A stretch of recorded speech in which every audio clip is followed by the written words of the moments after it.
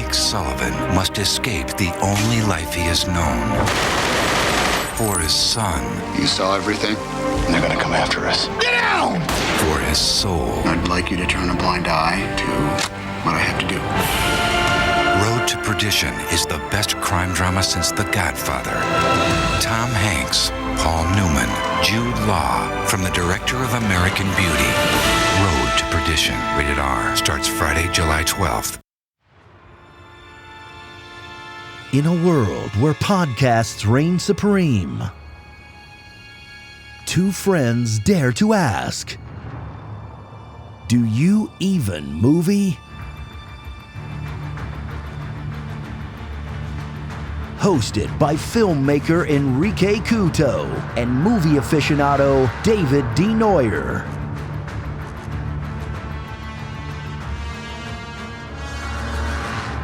Spoiler alert.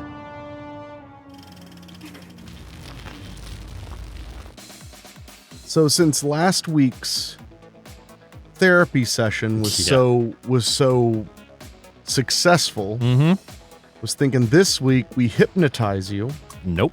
And then we can finally find out if you've actually been abducted by aliens or not, which I think either did happen or you just watched Fire in the Sky after having some shower wine. I mean, I do like Fire in the Sky, but I've never watched Fire in the Sky after shower wine, I can't say, because I haven't had shower wine since the pandemic. I didn't say it was recent. Yeah.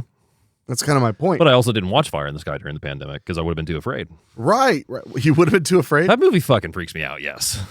The abduction scene with the dude getting it basically like what looks like encased in plastic almost is really disturbing. It's a comedy, David. No, it's not a comedy.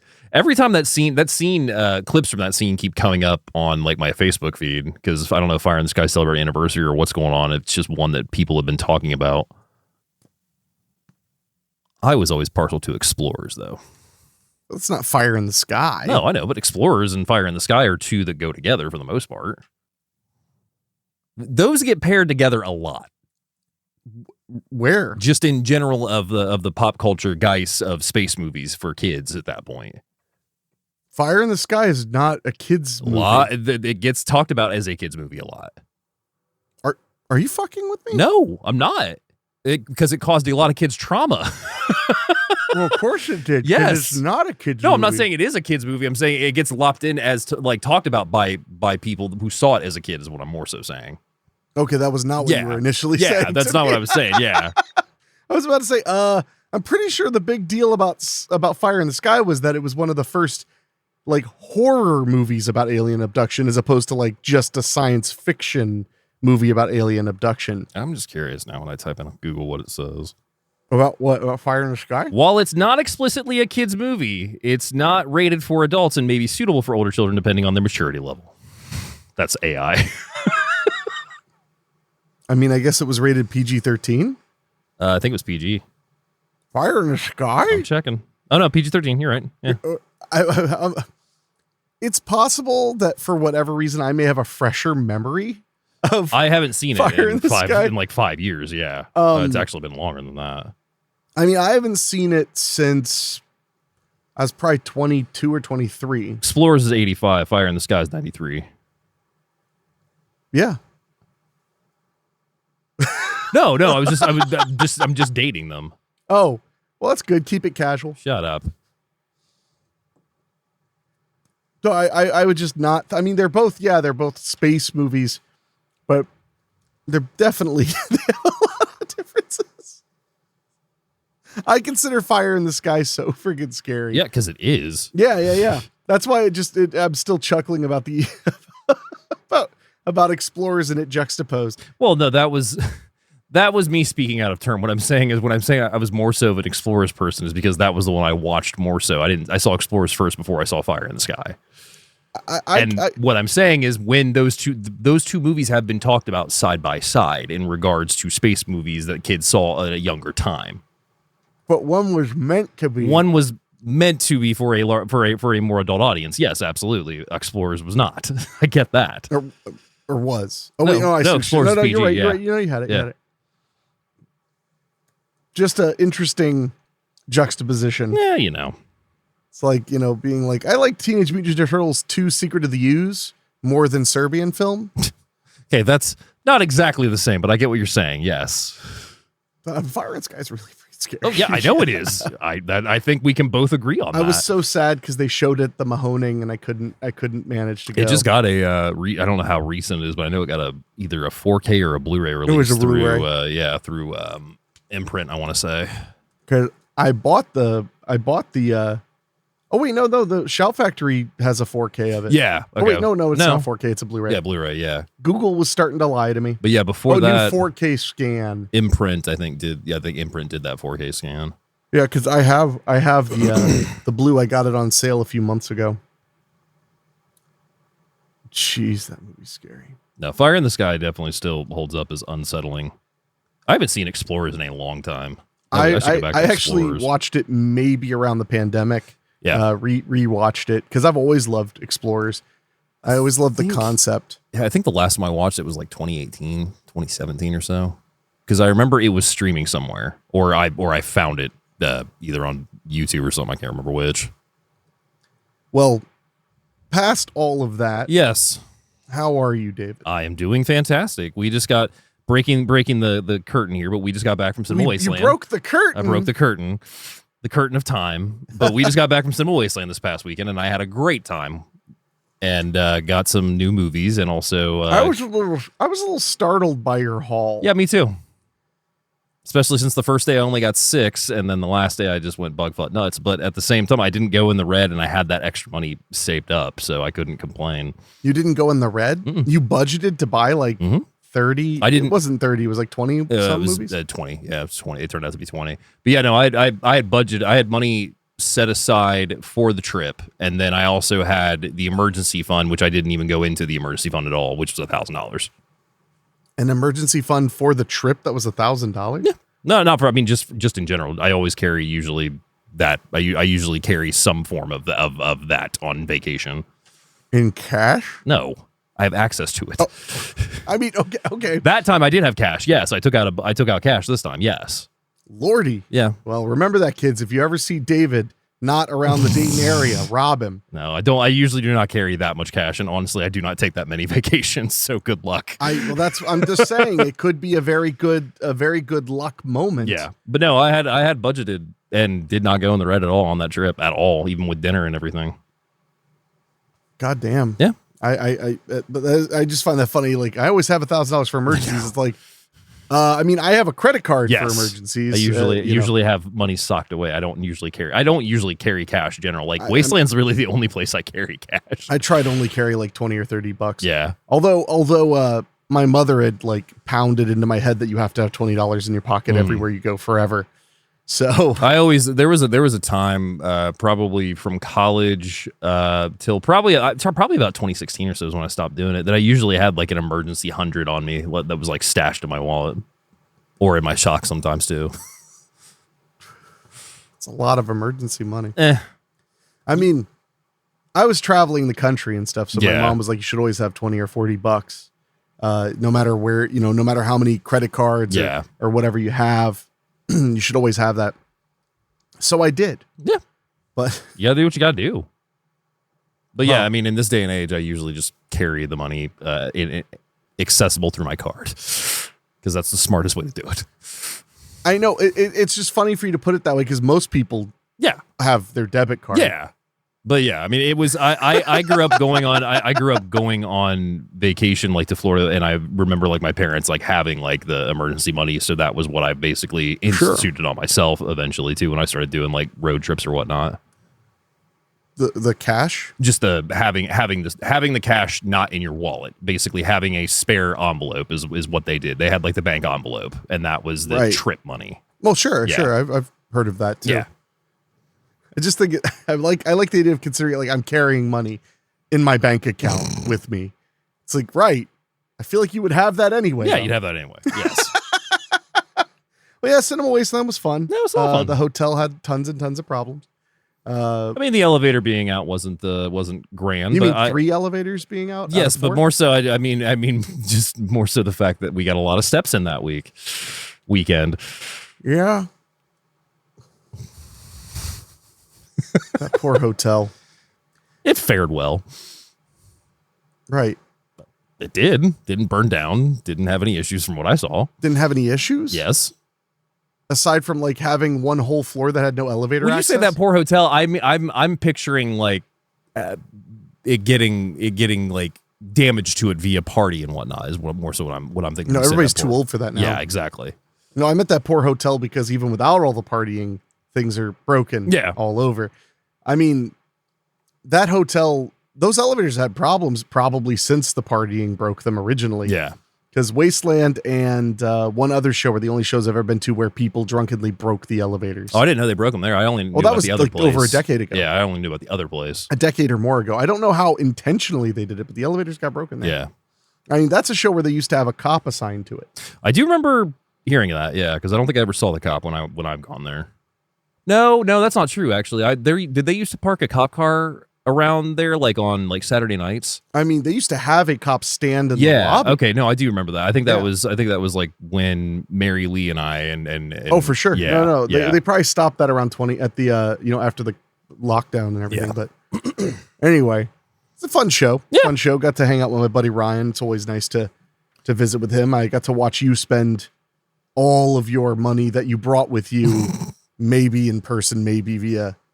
I spent a bank account. I spent a good amount with him at TerraVision, and I would say the second runner up would have probably been, it's either a toss between Diabolique or Severin, and I think it might be it might even be Vincent. Now I think about it, I can't remember. That's good. That means you spent your money wisely. So. Oh, I remember what I got. I just don't remember the exact count of which label was which. Do you see that, everybody? He's experiencing lost time. Hey, it's a not clear sign of not alien my abduction. fault that Ryan has amazing 3 film packs that you can choose, and I was very happy. Boxes. The mystery boxes with all the movies I got. I mean, I didn't say anything. I mean, Blood Car was great, and then Courtney and I even watched Door last night, which was really good. Well, I'm happy for you, David. I can't complain. I bought one thing. 2. Well, you technically bought 1, but you got 2 because you got Boarding House, and then you bought Chocolate Strawberry Vanilla. I didn't buy Boarding House. I know, that's what I'm saying. It was given gift. to you. That's what I was and saying. then Chocolate Strawberry and Vanilla was also given to me. Well, traded, yes. Shoot, I don't think I bought a thing. I don't think you did. Wow. You even got a nice Goosebumps hat for free. That was a very nice gift. I was gonna buy something at Diabolique, but I think they didn't have it at the table. They had some stuff I wanted. Both them and Vincent had a couple of things I wanted that I saw Friday, and then by the time I got back there Saturday, they were gone. So didn't worry about it. And then Sunday, I just went fucking ape shit. Yeah. As your wallet gently weeps. So, with all that being said, yes, tonight we're talking about a film that I had never seen before. Yeah. I'd heard the title a bunch. I knew it was some kind of like prestige movie. Mm-hmm. And we're going with our theme of April showers. Vague amounts of rain. Vague amounts of rain in this one. This is probably the least rainiest, but the 2 rain scenes are critical to the story.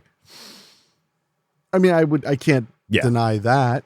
So before we get to it, though, do you want to talk about what we just got back from seeing? Oh, yeah. I knew I was forgetting something. It's all good. I got you. Well, I last week saw The Woman in the Yard. Yeah, I actually did want to talk to you about that. Which I really recommend people see. Yeah. Because it was awesome. Does I really it loved it. Have a feeling like presence? Because I didn't know if it was like a POV or what if it was anything like nothing like that. Okay, I didn't think. I would say they have nothing in common. Okay.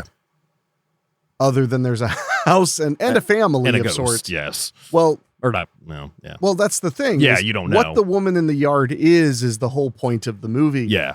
And there are 2 really big twists in the 3rd act that tell you basically what's going on. And you do know what's going on. It's not ambiguous at the end, but it's a very like dark and surprising and powerful ending. Hell yeah. And I was not expecting to be crying like a baby when it was over. I went and saw it at like 2 p.m. Mm-hmm. And I really, really enjoyed it.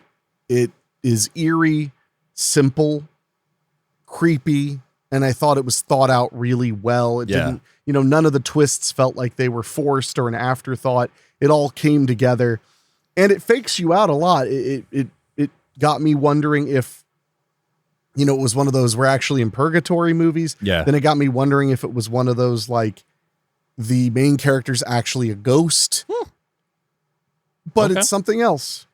I'm gonna try to get to the theater and see it. If not, I'll have to catch it on streaming. But I'm gonna definitely try to. What, your legs broken? No, my timetable is a bit skewed this week. Well, I mean, it'll be in theaters next week. Says who?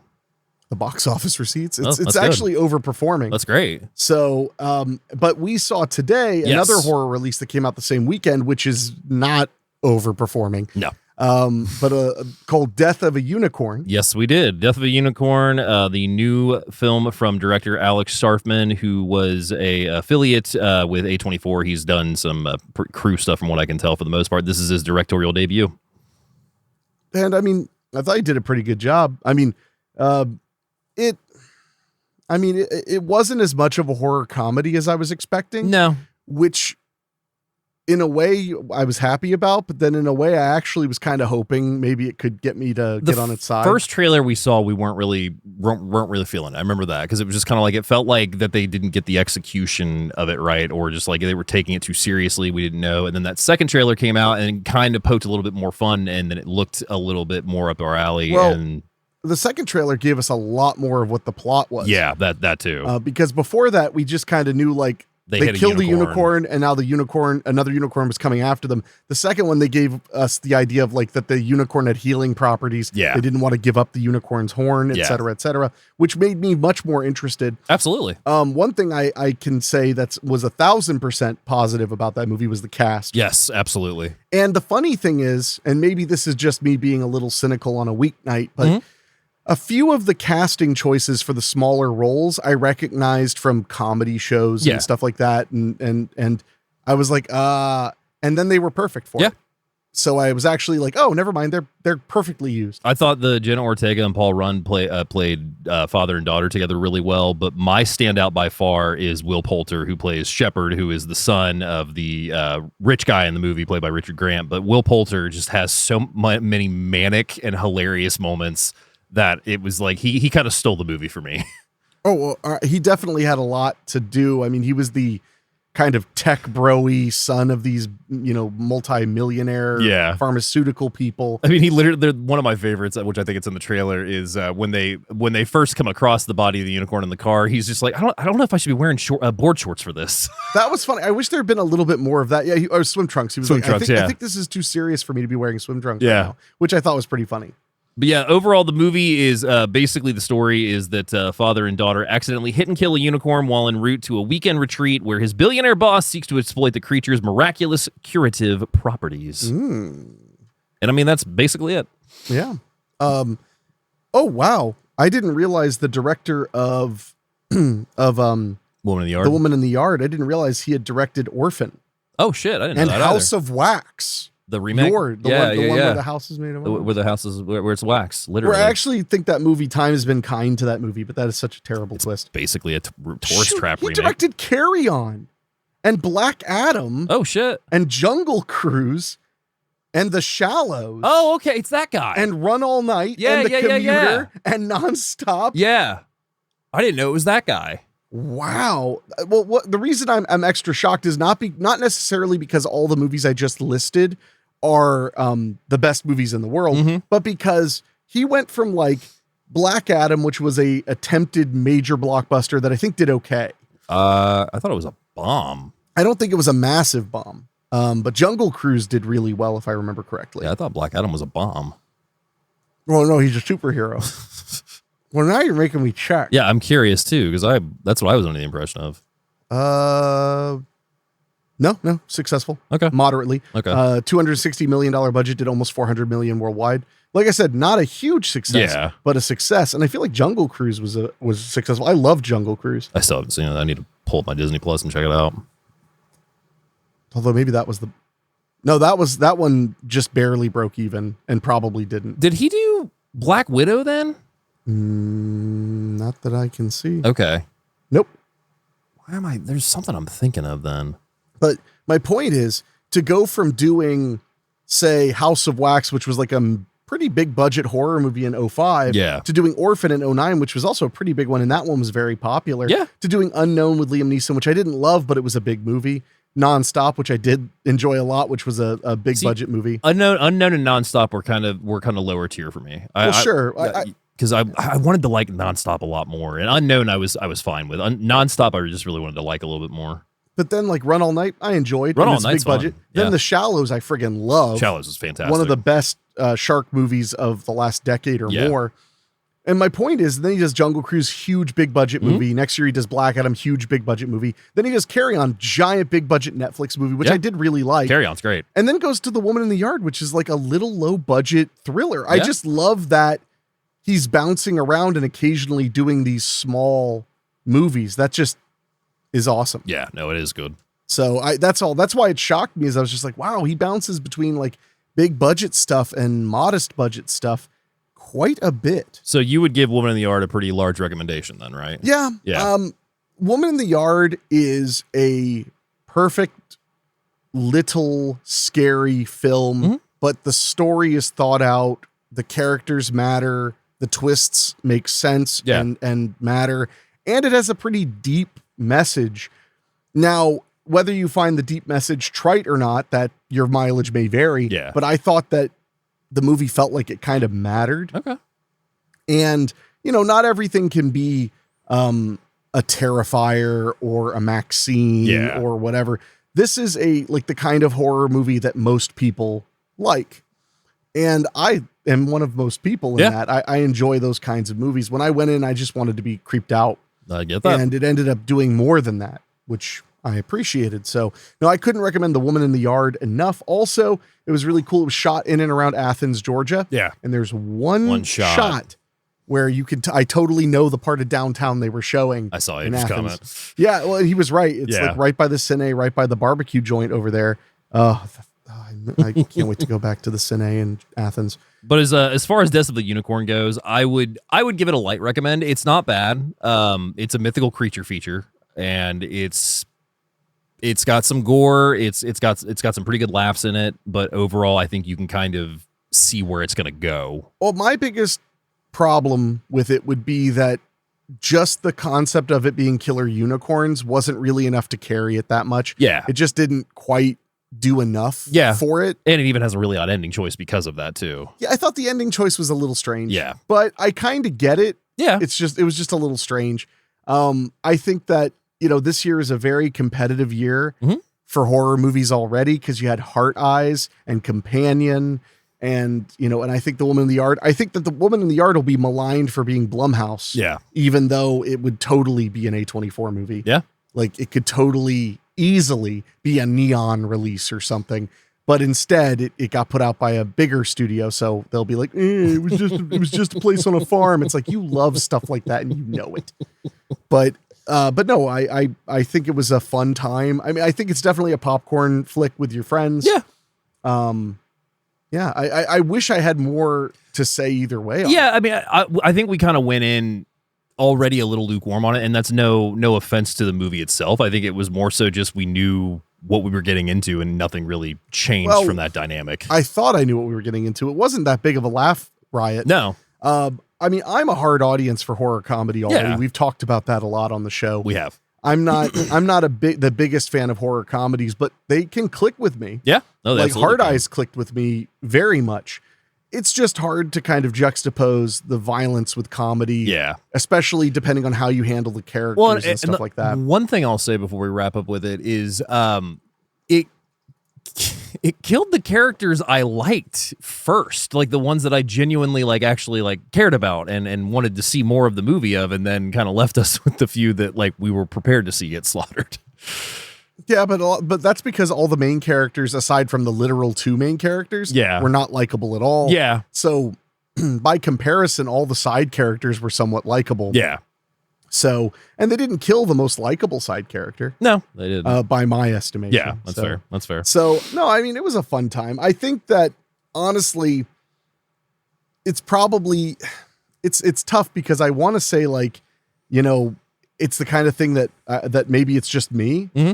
You know, but it didn't perform very well at the box office, and I don't have a lot of friends on social media talking about seeing it. Yeah, which it just shocks me. Yeah, but that's kind of the thing, is like buzz is not the reality. No, that's often the case. I mean, like, but I'm surprised because even in my echo chamber of horror loving people, I'm not hearing much about it. No, I mean, even Joe Bob Group's been pretty quiet on it, and that's surprising.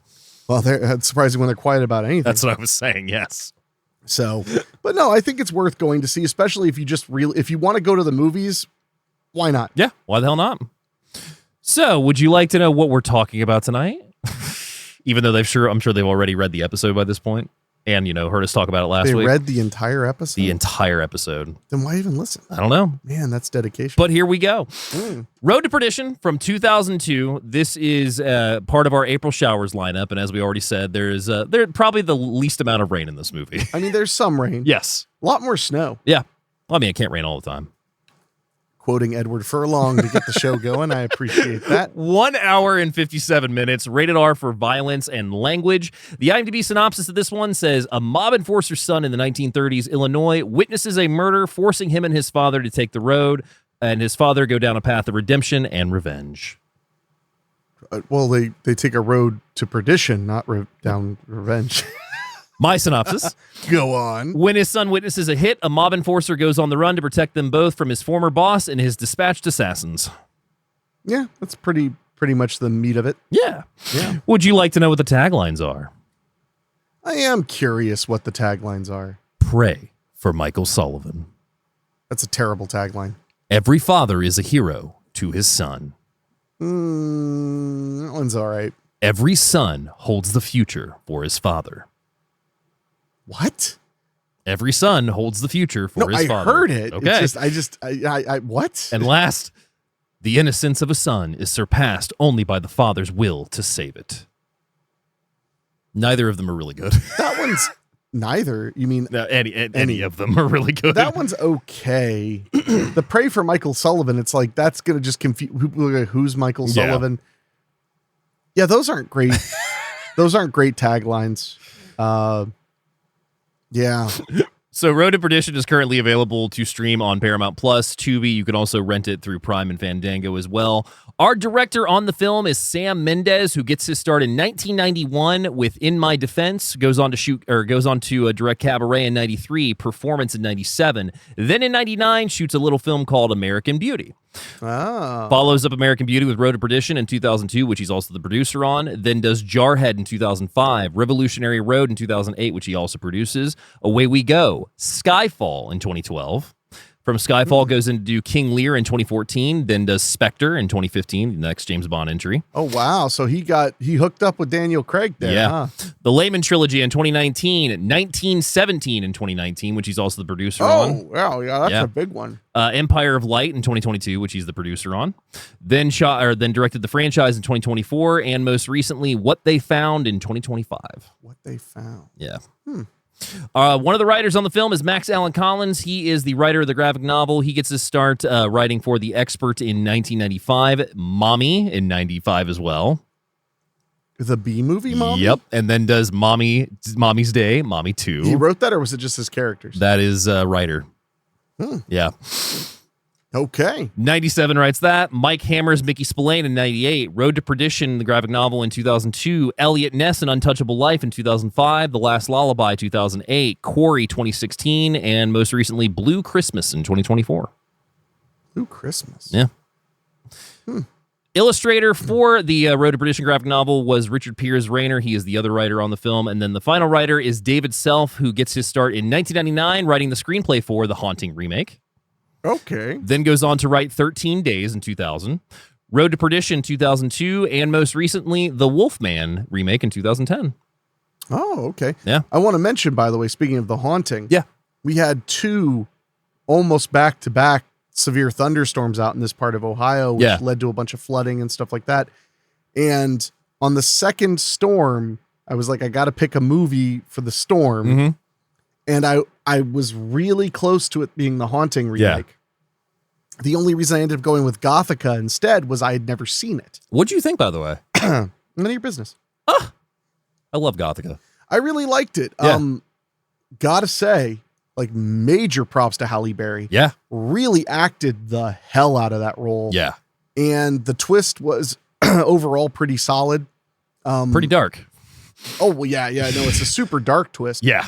And I thought that I thought the red herring Mm-hmm. of who was behind this was brilliantly thought out Yeah. and brilliantly executed too. That whole like fake conclusion that you get at that point is so good. Oh, well, even before that, just Yeah. when she's in the hospital and it seems to be really obvious that somebody put her there because he has a vendetta against her. And then you realize, no, he actually cares about her. Like, Yeah. it's that simple. Yeah. She just really comes off insane. It's super fun. And it was a great, spooky storm movie night. It's a good one. Cause the night before when we had the storm, which was like 2 days earlier, I did the Castle of Blood, Yeah. AKA Danza Macabra, which the 4K in that Danza Macabra, ironically, Danza Macabra is actually in Danza Macabra Volume 2, which is the name of the set Severin put out of Yeah. Italian Gothic movies, and the third one's Spanish Gothic movies. But man, it's a 4K in Volume 2 Yeah. instead of just a Blu-ray, and it Looks incredible. looks amazing. And I think that's one of the first black and white movies I've watched that was like heavily remastered in 4K. Okay. on my big screen. Yeah. And it just, that movie, have you seen it? It's been a while since Castle of Blood. Like the last time I saw it would have been when, was it Synapse that put out the DVD, or even, because that's Barbara Steele, right? Yeah. Yeah. Yeah. I think it was Synapse. I think Synapse put out a DVD. It was creepy and fun. It's good. It's a little cliche, except that it's before the cliches. It kind of established a lot of ghost story cliches. Yeah. Great, dark house gothic horror. You also watched Identity, and I was going to ask you about that. Oh, that's what I watched after Gothic, after Yeah. Rachel went to sleep, because I decided to, I stay up usually anyway, but I stayed up to watch how the storm was going. Yeah. Just in case. And that was really fun. You like it? To revisit. Yeah. I've always liked Identity. Yeah. I will be completely straight up. I forgot the ending until it started to be revealed, and then I went, oh my, yeah, of course, that crazy awesome ending. So that was a great revisit too, and that's a perfect Thunderstorm movie. Yeah. In my I love the opinion, atmosphere. I'm not a big fan of the reveal at the end, but I love the atmosphere of the movie. Really? Yeah. It makes all the clues make sense. It makes. I'm not saying it doesn't make it. It's just. It was one.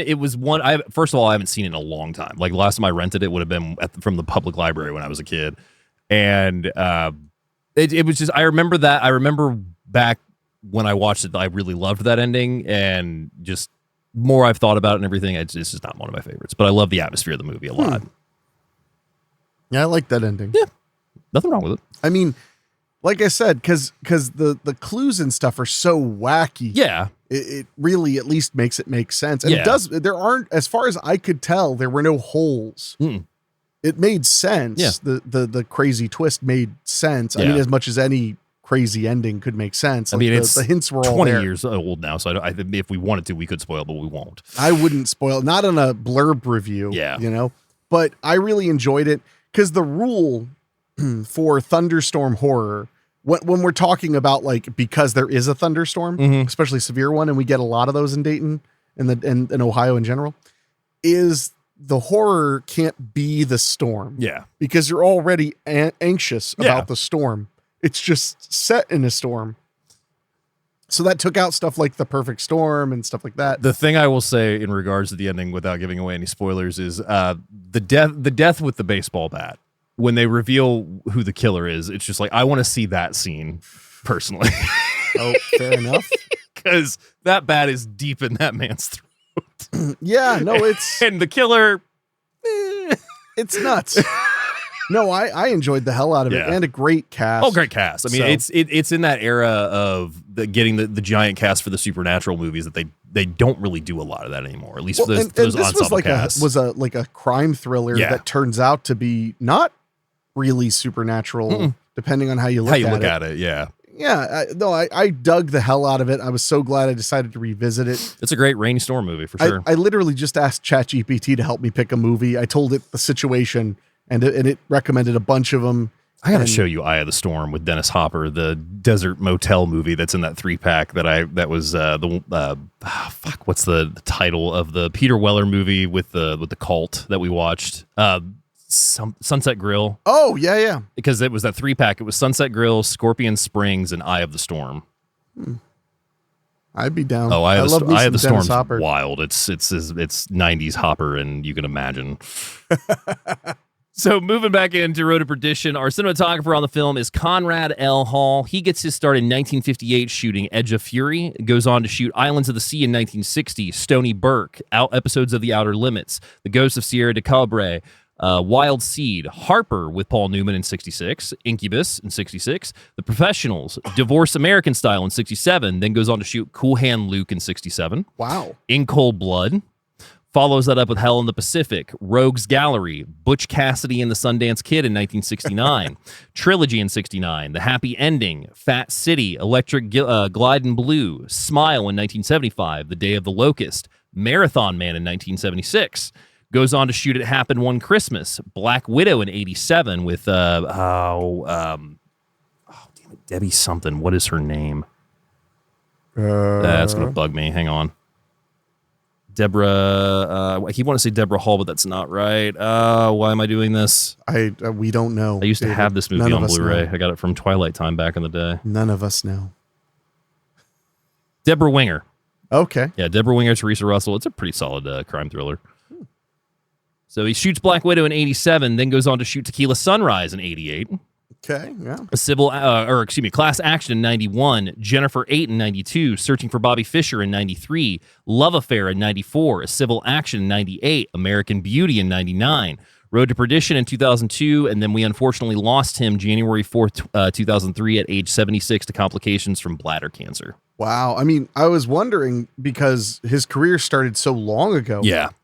Definitely a very seasoned director of photography. And man, to talk about to like, it's funny now thinking back about like American Beauty and this movie, especially like, imagine how excited that dude, the director must have been to get the guy who shot Marathon Man. Yeah. That's think of all the time him and Newman worked together too, which that's part of my trivia I'll get to a little later on as well. I didn't even think about that. I keep my Paul Newman brain is a little fractured. I gotcha. Like older Paul Newman doesn't always click with me. Yeah. Although one of my favorite recent discoveries is Nobody's Fool. Yeah. Which is maybe my favorite Paul Newman movie ever. I mean, Slapshot will always be mine, but well, you haven't even seen Nobody's Fool. I know, but it's going to be hard to knock Slapshot off, but we'll see. Moving down to our cast, we have Tom Hanks in the film who plays Michael Sullivan. Only 100 credits on his resume, by the way. That doesn't surprise me. I mean, he's expensive. He's expensive, but I thought he had a little bit more. But I mean, he does have a lot. I mean, gets his start in 1980 on He Knows You're Alone. Oh yeah, yeah. The Love Boat in 1980, Bosom Buddies in 1980, Happy Days in 82, Mazes and Monsters in 82, Splash in 84, Bachelor Party in 84, Volunteers, The Money Pit, Dragnet. Then does Big in 88, followed by Punchline, The Burbs, Turner and Hooch, Bonfire of the Vanities, A League of Their Own in 92, Sleepless in Seattle, Philadelphia, Forrest Gump, Apollo 13, Toy Story, That Thing You Do, does Saving Private Ryan in 98, The Green Mile in 99, Castaway in 2000, then does Road to Perdition in 2002, follows that up with Catch Me If You Can the same year. Then he goes on to do The Terminal, The Da Vinci Code, The Simpsons movie, which I love his appearance in The Simpsons movie. Yeah, it's pretty classic. Hi, I'm Tom Hanks. Hey, come to this new place. No, nothing was here before. No. Angels and Demons in 2009, Larry Crown, Cloud Atlas, Captain Phillips, Saving Mr. Banks, Bridge of Spies in 2015. That's a really underrated one. I really is, like. Yeah. Sully in 2016, The Circle, The Post, News of the World, Elvis, and most recently A Man Called Otto in 2022. I really liked A Man Called Otto. It was cute. I like that movie. Moving down to Tyler Hoechlin, who plays Michael Sullivan Jr. in the film. He gets to start in 99 on Family Tree, Train Quest 2001. Then in 2002, stars in Road to Perdition. Goes on to be in Seventh Heaven, Grizzly Rage, CSI Miami, Solstice, Castle in 2009. Teen Wolf 2011, Hall Pass, Open Gate, Teen Wolf Revelations, The Sticks, Everybody Wants Some in 2016.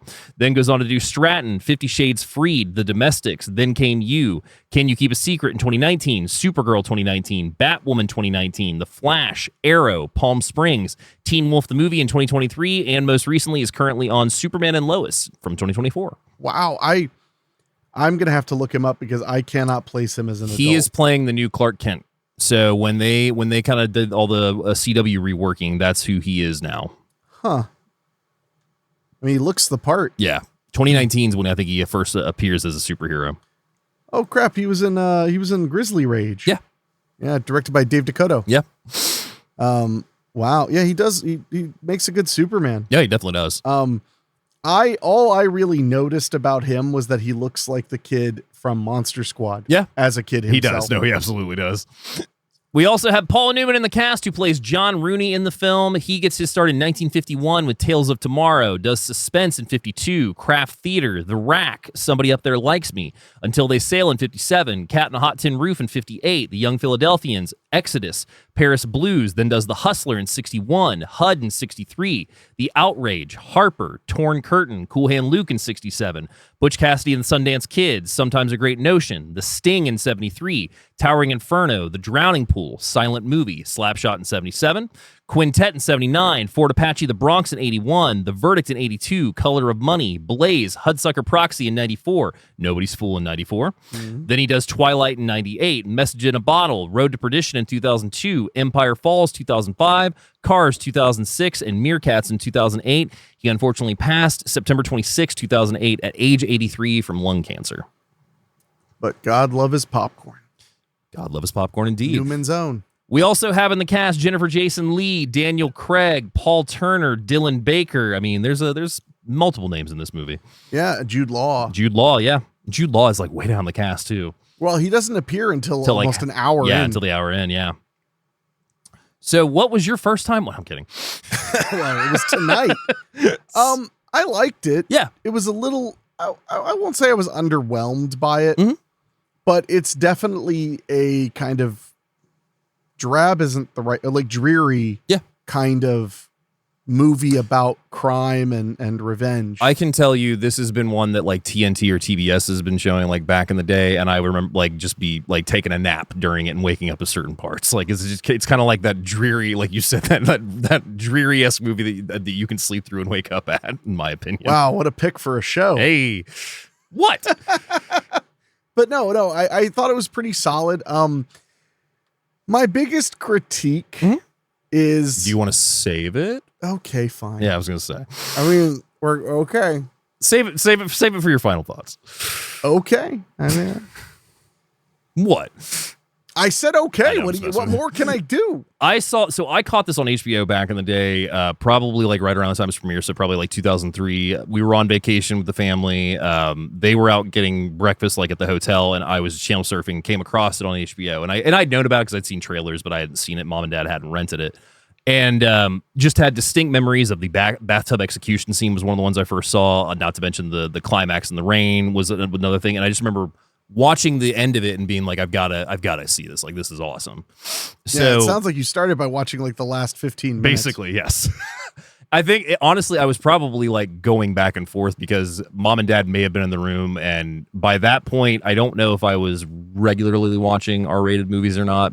So that might've been one that I was just hiding clicks back and forth with on the go back button. That's the one you hid from your parents. Yeah. Road to Perdition. No, yeah. So, but I was really won over by Tom Hanks' performance when I finally saw it. Like, I rented it, and I mean, it was what really won me over was it's just not the typical role that you would think he would be in. It's very out of cast for him, in my opinion, because he's usually not a gunslinger for that matter. Well, he's not a massive gunslinger. No, but this is a darker role than you would normally. It's not. One at that point in his career, I don't think it's one that you were used to for him. I'd agree and kind of disagree because he's still kind of America's dad. He's just America's crime dad. Crime dad, yeah. Of course, maybe. I mean, he had done Dragnet before this, and he had also done Saving Private Ryan. So I mean, yeah, I don't know. It was. I just didn't expect him to be a hitman. Like it's not the type the yeah, cast but he's the hitman with a heart of gold that's doing it because like he has every excuse in the book to be a murderer, which I'm not saying is a bad thing. Like I it's good to have that element of I'm a bad person who does bad things, but I'm more than just that. I get that. I've always appreciated that, but he has like every trope of like I'm doing it for my family and I'm doing it because like he was like a father to me. So now I kill people, and I always thought that those people deserved it, right? What do you mean these criminals lie? I don't know. He's not a bad character. He's just kind of his flaws are, if intentional, very smart. Yeah. Because his flaws are being kind of naive. I could see that. Except he's also like very intense and he knows exactly what to do when these things go down because he's been a lifelong criminal. Yeah. And it's kind of like, it's always fascinated me that like criminals always have families. Mm-hmm. You know, it's like, oh, what do you do? Oh, I'm a hitman for the mafia of Rock Island, Illinois. It's like, oh yeah. It's like, yeah, I have 2 little boys and a wife at home. Oh, like in a compound? No, they just live off of a main road. What do you mean they've been murdered? You know, it's like, that's, you know, that's always, well, it's kind of like in real life how I always go, wow, when I always hear about so many stunt people having families. Yeah. I'm like, good. That way no one worries when you jump off that roof. That's fair. So the movie opens and we're seeing a body of water and we're seeing Michael Sullivan Jr. standing in front of it. And he basically says, you know, nobody really knew who Michael Sullivan was. And he ends it by basically saying he was my father and I learned more about him in the 6 weeks that I spent with him than I did in his entire life. Yeah. And that part I really like because early on, there's a part where he comes up to tell his dad dinner's ready. Yeah. And his dad's like, emptying his pockets and there's a gun and stuff, which gives your first hint that like something's not kosher. Yeah. And the way his dad reacts, but just saying, thank you. Mm-hmm. It's so formal. Yeah. His dad was definitely not an involved parent because he was too busy doing all that messed up stuff. Yeah. And I can appreciate the idea that in that like 6 weeks that they were running from death on their road vaguely to perdition. Perdition is a place, but it's also a state of mind. I mean, I like that quite a bit. And I like that point. I think that is a really good point that's nailed in that opening narration. Absolutely. Which, you know, I usually like, although it's like extra cliche when it's based on a book. Although it's a graphic novel, yeah. I mean, you read it. Yeah. I mean, it has pictures on every panel.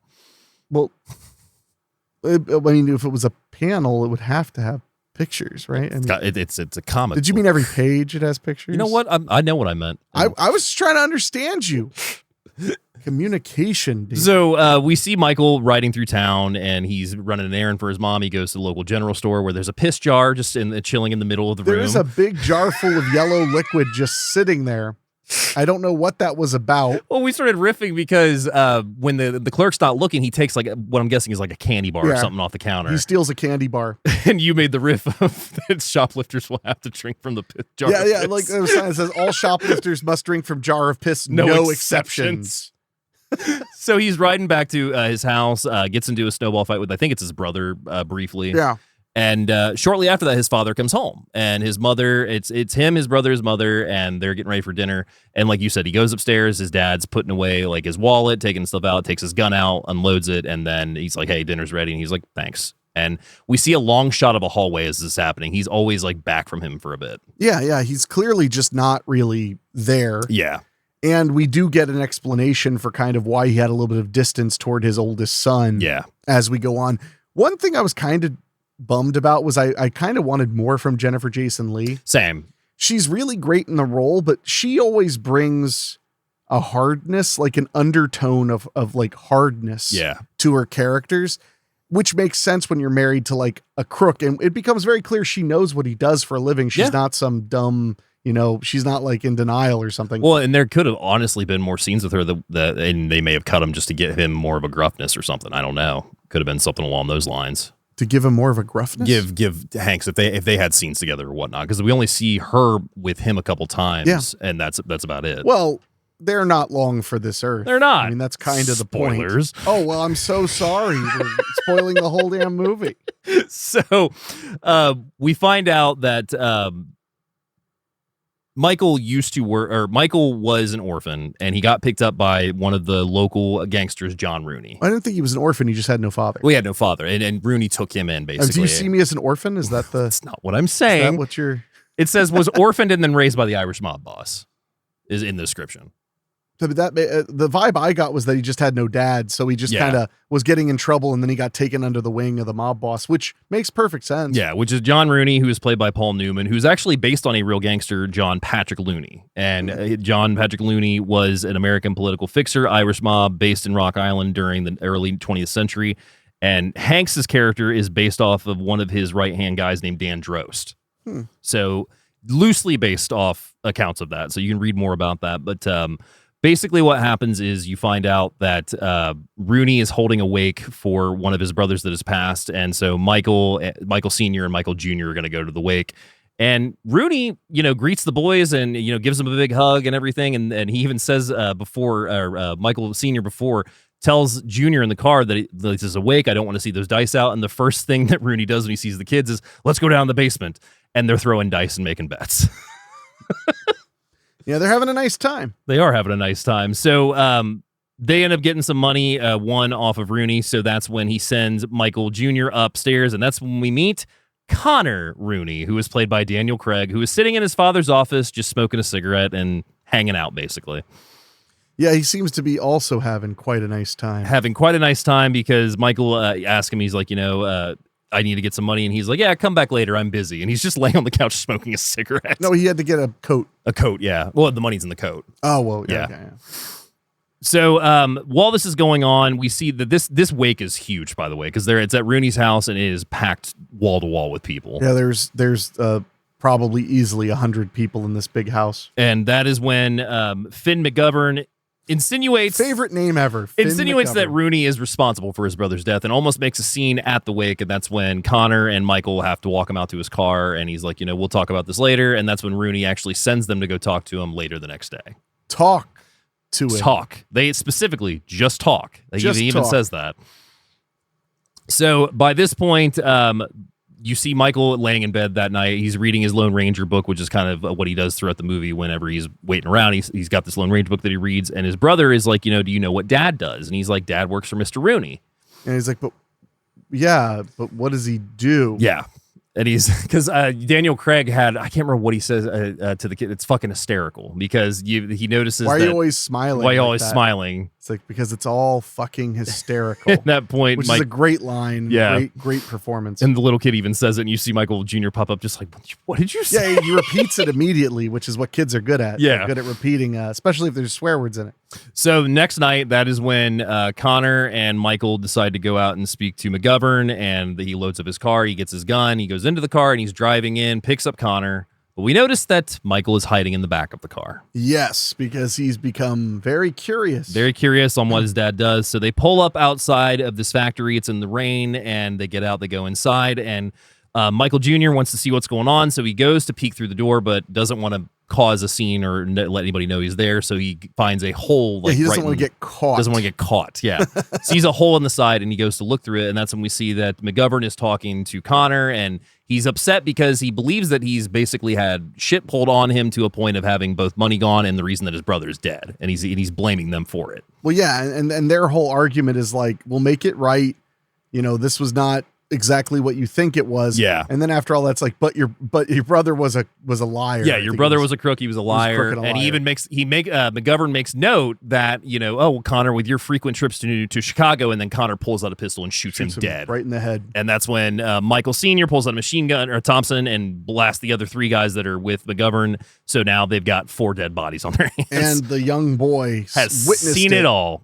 And he's trying to figure out what to do. And then, of course, they immediately notice movement. Connor immediately sees them through the hole. So Michael goes running towards the fence, tries to climb it. Of course, rain's coming down at this point. He can't do it. So then he just basically cowers in the rain. And that's when Michael Sr. walks up, and he's getting ready to, you think, off him, but then he realizes that it's his son. Yeah, pretty quickly he notices. But then Daniel Craig's character walks up and looks at him and then goes, "He one of yours?" Yeah.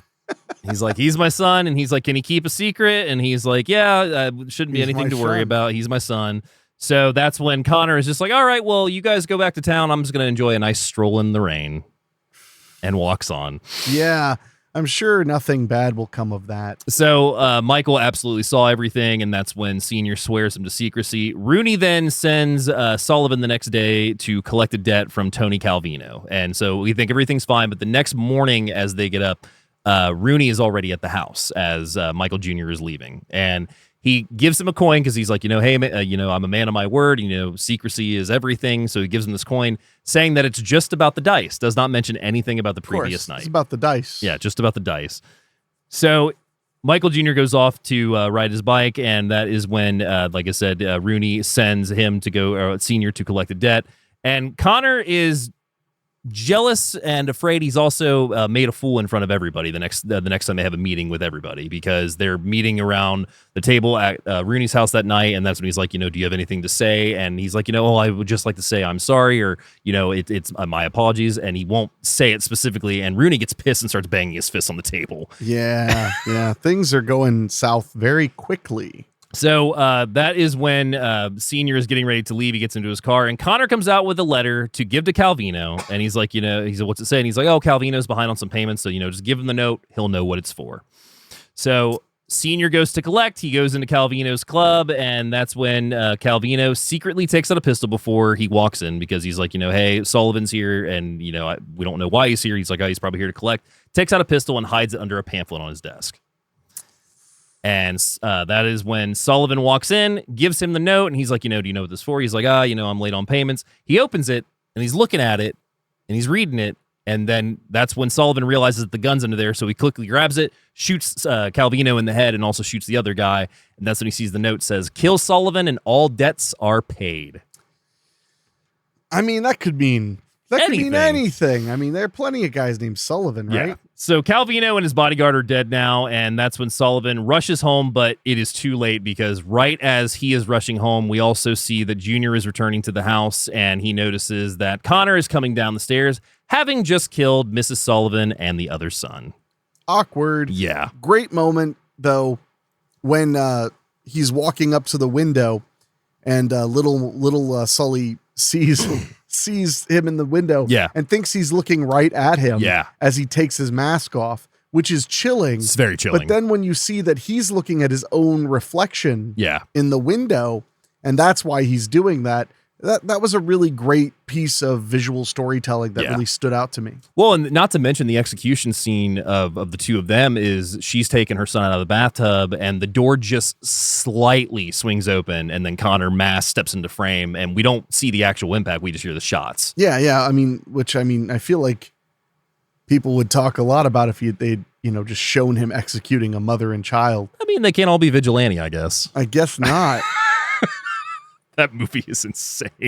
Yeah, that one moment alone. Yeah, that one moment is jaw-dropping. It's kind of like in Precinct 13. You always forget about Assault on Precinct 13. You always forget about the ice cream truck incident. Yeah, she just wanted her flavor, but that was not the one she wanted. Womp. So naturally, Mike Sr. comes home. He lets out a scream because he sees what's going on, and that's when he decides that him and Michael Jr. have to go on the road, because now they got to figure out what they do at this point, because he wants Connor's blood. He knows that Connor did this immediately.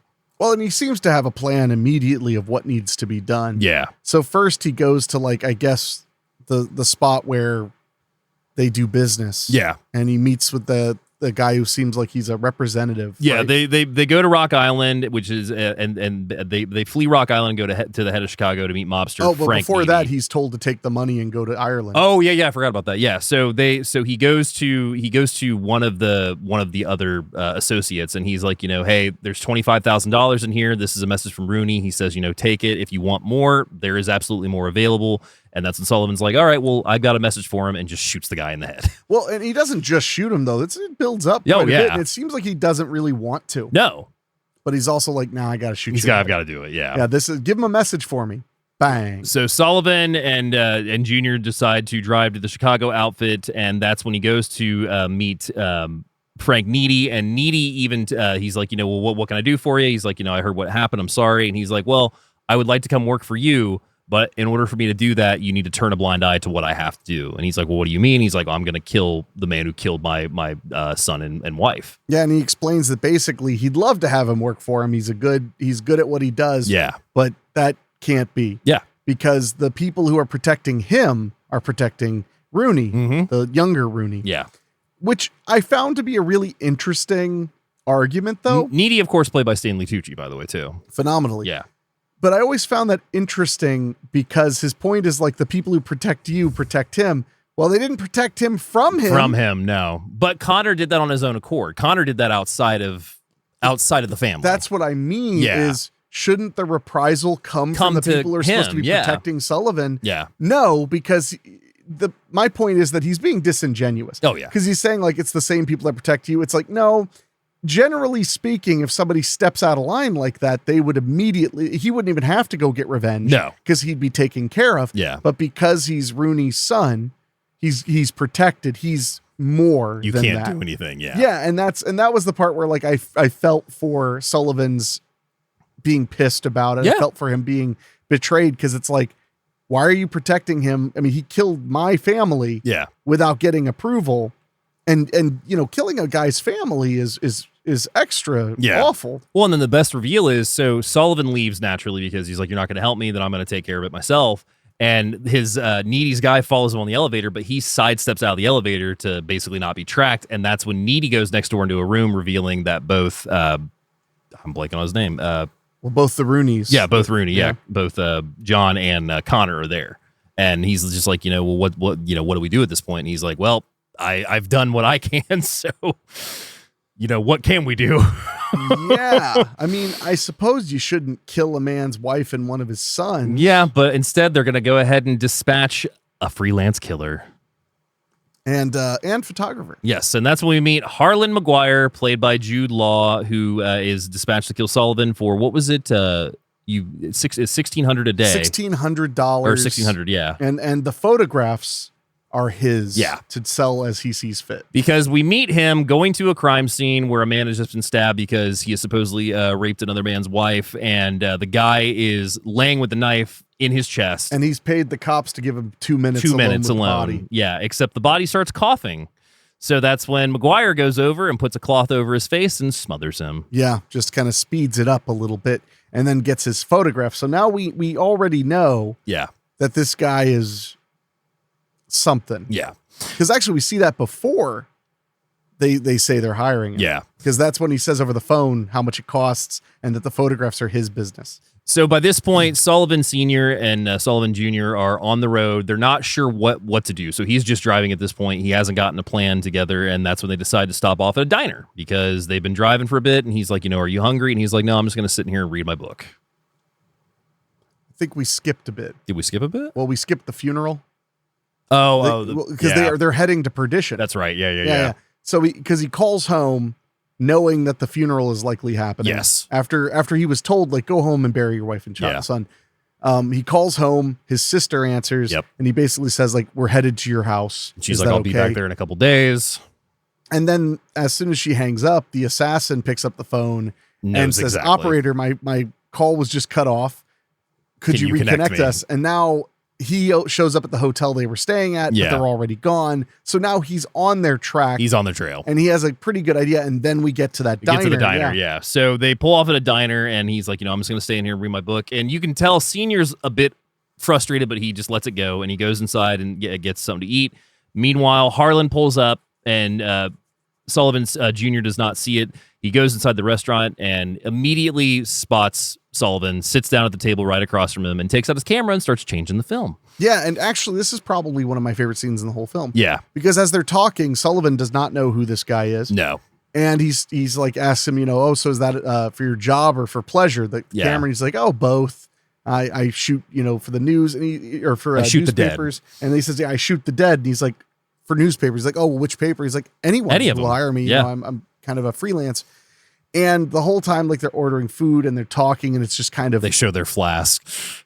Yeah, they both are sneaking drinks. I'm guessing a reference to post-Prohibition or may have been during. They never say the exact year, but we know it's in the 30s. Yeah. Which I think at that point Prohibition would be over, but it's probably still guarded. The echoes of it.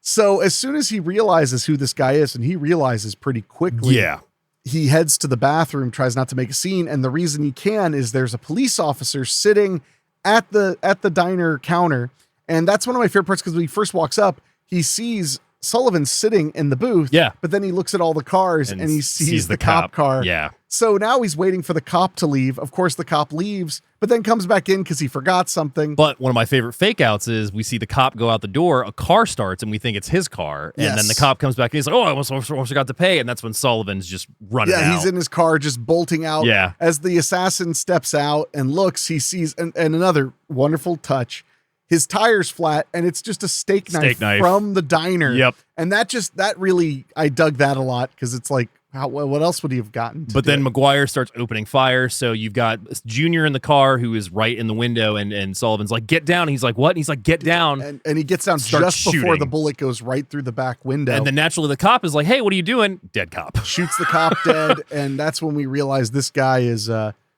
really, not all his dogs are barking. So Sullivan's get down the road, and that's when Mike pulls him out of the car, and he's just like, when I tell you to eat, we eat. When I tell you to get down, don't ask questions. Like, do you understand what's going on right now? Like, I'm trying to protect you. And Junior's like, I don't need you to protect me. You were never there, like, when I was a kid. You've never been there. He still is a little kid. But he's just kind of like, I've always taken care of myself. Yeah. And that's when he basically tells him, look, there's only one way I can think of to get us out of this.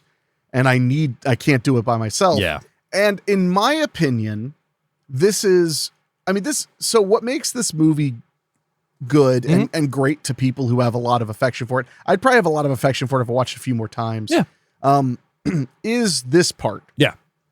Because this part is not like any movie like this I could really think of. And that is, he tells his son, you need to be able to drive a car because we're going to rob banks. Yeah. But we're going to rob the outfit's money. Yeah, well, and that's the thing, though. So we start to think they're going to rob banks, basically. It's going to be bank robbery. Yeah. But then we see him walk into a bank after a very funny scene teaching his son how to drive like a 30s car, which was very funny. He walks into the bank and talks to the bank manager, and we realize exactly what's going on. He's not robbing the bank of any money on the books. No. He knows where all the banks are hiding money for Mr. Capone. Yes. Which I was like, well, that's ballsy. Who is originally in the movie in a deleted scene that is on the Blu-ray. Alfred Molina plays him. God damn it. Why would you cut out Alfred Molina playing Capone? Because it's actually in my trivia later, but basically what they said was that they felt it kind of slowed down the movie a little bit, that the scene didn't have to be there. It was just extra fodder at that point. I get that, because the movie is not like, it's deliberately paced, so it's a little slow. Yeah. But it isn't even over 2 hours. No. It holds back, but man, Alfred Molina is such, like, because the moment you said Capone, I was like, well, who plays it? I love Molina. Molina's great. And yeah, he's so good. So now he's, this first place that he robs of the gang's money, the first thing the guy says, which I love, he just says, like, they'll find you. He's like, the name's Sullivan. You want me to spell it for you? Yeah. And then what's best, my favorite part is, he's filling the bag with the money, and then he's got like the last 2 seconds, like, no, you keep those. But if I find out that the papers report that like some local farmer like lost their money or whatnot, I'm not going to be happy. Yeah, well, and he says, like, consider it a transaction fee. And then he says, tell him I stole it all. Yeah. And keep that for yourself. And he's like, you trust me to keep my mouth shut? And he's like, yeah, bankers are always honest. No, he says, you always trust a bank manager. Yeah, and then he just shoves it in his pocket. Yeah, and he just walks out. So now he's just calmly robbing all of these places of money that they can't call the police about. And we assume to do something big with the money. Yeah. But of course, how long can you do this before people start to catch up with you? Exactly. And they start, the crime bosses immediately start to theorize where he's going to hit next. And our assassin is now camped out in a hotel room across the street from one of these banks that has a bunch of money in it. And one of my favorite things on the last thing with that first robbery is Michael Jr. pulls up super slow in the car. Oh, and when he gets in, he's like, yeah, we're not in a hurry or anything. Well, I mean, in a way they're not, but no, that was really funny. He pulls up so slow. So the mob withdraws their money from the banks, and that interferes with his plans, obviously. So that actually leads to him going to this hotel room because they've set up Alexander Rance is basically the guy that's handling the finances. He's their accountant. Their accountant, yeah. And he's got all the paperwork, and they're keeping him hidden in this hotel. And Mike knows exactly where he's at. Well, he's in this fancy hotel, Yeah. which has a stock ticker put in it. Yeah. So it's very clearly like the place, he would be. And that's why he finds it. So he's like, I went to the fanciest place I could find because you're a guy, who likes the best. So McGuire is across the street from this hotel room, and the curtains are kind of drawn to a certain way where he can see not much, but when somebody's standing in the middle, he can absolutely see them. And he sees just some activity as Michael has entered the apartment, but he doesn't see him yet. He just sees Rance acting a little funny and then immediately puts together that he's there. So Michael goes to Rance and he's like, I want the files. And so he pulls out this giant trunk. He's messing with these keys, finally gets the last key because he drops the keys at one point. He's like, oh, I just guess I'll have to start all over. And that's when Mike goes, you have one more try. One more try. Yeah, and he's like, oh, there it goes. Yeah. And Dylan Baker is playing Rance. So he opens the trunk. There's nothing in the trunk. Mike immediately knows it's a setup as McGuire comes through with a shotgun, just starts blasting. They trade some fire and actually end up killing Rance in the firefight as he runs into the other bedroom. It's a great shootout, and it's definitely a nice payoff after a movie that's been, the action is definitely occasional, and it's overall not like a crazy shootout kind of movie.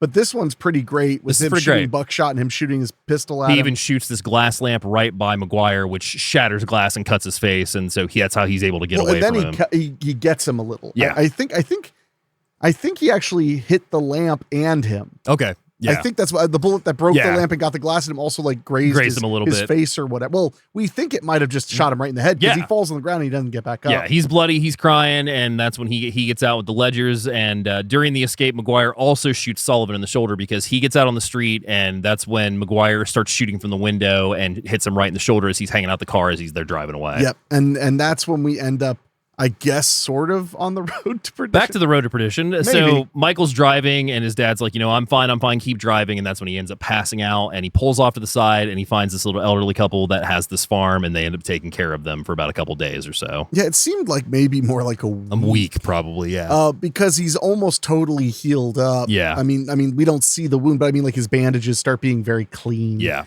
And this is a really cute kind of very good scene, Dust Bowl-y feeling, although I think it's later than the Dust Bowl kind of thing where they're on this farm. Yeah. This kindly old couple don't ask a lot of questions. No, they take the bullet out with no problem.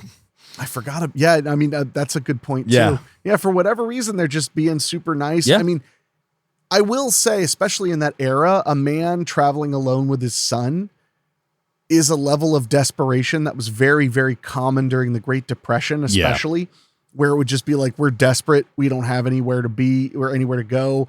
So one thing that seems really good for young Sullivan is he starts working the fields and he's a hard worker. Yeah. It seems like that's good for him. It seems there is a lot of moments where it seems like this is like the best thing that's ever happened to that kid, getting to be in the fresh air away from all the trouble. Well, and it leads to a really good scene between him and his father where he wakes up one night because he had a bad dream, and his dad's sitting there going through the ledgers trying to figure out, what's going on with the money and whatnot. And his Michael even asked his father, he's like, did you love Peter more than me? Yeah, and he's like, scene. And he's like, no, I loved you both, equally. And he's like, well, it just seems like you were nicer to Peter. And he's like, well, maybe it was because I saw him as a kid, like him as a kinder kid, and I saw a lot of you and me, and I didn't want you to grow up to be like me. Yeah. Yeah, it's a good one. He says he was such a sweet kid, which seems harsh at first, and he's like, as to where you were more like me. Yeah. And that's an intense element, and an element that does elevate this movie a lot, because I don't want it to sound like I didn't like the movie. I did. Yeah. It's just totally brand new to me. And I think a lot of people have a lot of nostalgia for this movie. And that's very true. And rightfully so. Yeah. And that whole sequence is really great because think about the situation. He's not a good guy. He's done a lot of bad things. He didn't have a father of his own. Yeah. So there's got to be this element of worrying that you're screwing up because you didn't really have an example other than this crime boss that, while, he loved you like a son, he also used you to kill people. Yeah. And then, didn't punish his own flesh and blood when he killed your innocent wife and child. Yeah. So it's pretty poignant moment for him to say, that you reminded me of me and that made me worry. Yeah. And that made me want you to know me less. So he ends up going through the ledgers after Michael goes back to bed, and that's when he reveals that Connor's name is on all of these slips on people that are now dead, and Connor has been embezzling money from his own father. Well, he's been hiding money under account names of dead people. Dead men, people that he caused to be dead. Including McGovern. What a great name. So that is when he thinks that he's basically got the ticket now to have Rooney call off the hit and he can go back to his life. So he wakes Junior up in the morning and he's like, let's go. And as they're leaving, they pass the old couple and he's like, we left you something back there. Turns out to be a huge bag full of money with a thank you note. Yeah. And it's a sweet little moment. Yeah. And I remember you were just like, yeah, that's clean money. And all I was thinking was like, this is the 30s, man. They would you just find take a bag of money, you have a bag of money. I mean, so he ends up finding Rooney at a church, and Rooney has just taken his communion. Thank you. Yeah. I want to say confession, and that's when he sits back down. He realizes that Michael is behind him, and he's like, can we talk? So they go into the basement of the church, and that's when he reveals the ledgers to Rooney, and Rooney's like, I know, like I've known this, and he's just like, I still can't let you just kill my son. Yeah, which I mean, I get, but his son's a real fuck up. Yeah. And Rooney has known this for a while, and Rooney even states that he expects that Connor will either be killed by Sullivan or Needy's men after Rooney has died, but until then, he is not calling off the hit. He's like, I'm not going to let you, he says, you want me to give you the keys to his room so you can go in and shoot him in his bed. Yeah. And I'm not going to do that. But it is funny because, Rooney's son thinks like, when my dad's gone, I'm going to run all this. And the moment he said that, my first thought that I said to you was, I was like, no, they're going to finally get rid of you. Yeah, they're going to kill you, dude. Yeah, you're a liability, you're not helpful. Well, it leads to one of my favorite lines from Rooney, which is, there are only murderers in this room, Michael. Open your eyes. This is the life we chose, the life we lead, and there is only one guarantee. None of us will see heaven. And that's when Michael says, Michael could. And so at this point, he's taking a stand for his son. No, and I do like that. I will say I started to feel very conflicted because his son could potentially never die. Yeah. If he had just let it go. Yeah. But he won't. No, he won't. He needs revenge. Yeah. But I do think that makes sense to his character. Yeah. But still, it is a criticism I have of that character is that I get that he has this attitude of like, I only want my son to be safe. It's like, well, they literally told you could just go away. Yeah. That they give you all the money you want in the world and you could just go anywhere. Yeah. And they won't look for you. Well, and he even says, you should. I'm giving you the chance to leave. Raise your son and let this go. Like this, if you want to be the father, now you can let Michael live the life, and this is done. You don't have to pursue this vengeance at this point. Right. And he's not interested in that. He is very interested in vengeance. He is very interested in vengeance, which leads us to the climax of the film. It is a nice rainy night in Chicago. Finally. And that's when Rooney is being escorted out by his bodyguards. They get to a car, and they're knocking on the door to get let in, and that's when the driver's head just falls forward, revealing he's dead.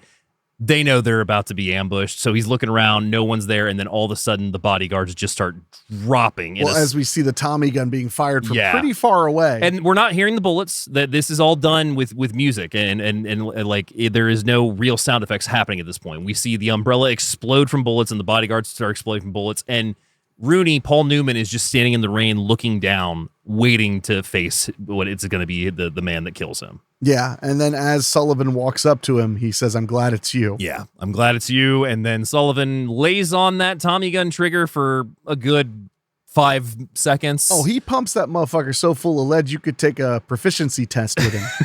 I mean, and for those who know anything about guns, the Thompson submachine gun, one of the reasons that it was so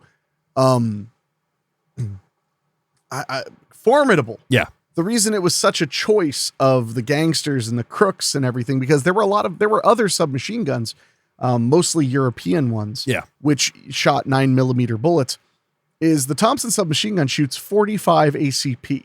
And those are big, heavy rounds. Yeah. So you're talking about tons of knockdown power, and you're getting 50 rounds in like a minute and a half. Yeah. It's a hell of a gun. So my point is that he was dead as a door fuck. Yeah, he was. Speaking of Thompsons, do you know what was one of the first films to feature the Thompson submachine gun? What? Scarface from 1932. Oh, that makes sense. Yeah. There's a rumor that they're actually using real bullets in that movie and having people dive out of the way, but I don't know how true that is. In Scarface? In 1932 Scarface. I mean, it wouldn't that's pretty friggin' dangerous. It's on the IMDb, and it's one that I've heard outside of IMDb as well. It's 1930s. Yeah. So who knows? Who knows?